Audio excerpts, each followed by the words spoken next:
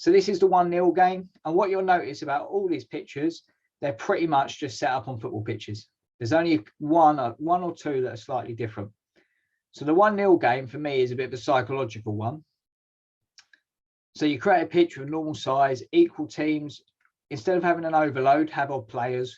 So you might have 7 versus 6 or 5 versus 4 instead. So in this game, you can only ever be 1-0 up, and then you play for a time limit. So if you go, right, we're going to play for 5 minutes, but you can only ever go 1-0 up. So if the blue team score, they're 1 up. If they score again, they can still score again if they want to. So we're not taking decisions away, but they stay 1-0 up.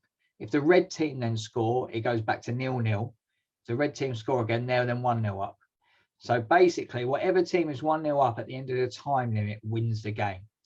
This is all about decision making. And you can implement this as players get older. You can try it with young ones if you want. But it encourages them to think about, do they go all out to score, or do they just keep possession? So they can still score, they're allowed to. And then your job as the coach is to get some detail in it about what decisions they're making.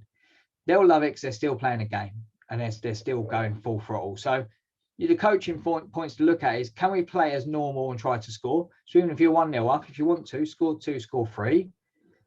When you're 1-0 up, should you relax and keep possession or try to score again? This may depend on what the opposition are doing.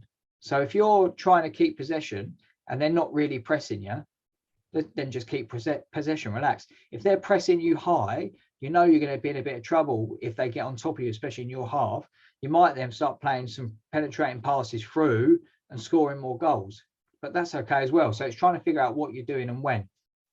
Also, from the flip side, if you're 1-0 down, can you be aggressive and press high to win it back? Might be a solution. Okay, or can you think of defensive tactics where you're going to isolate areas of the pitch where you're going to press the ball to win it back? So that's another game that can be used with all age groups.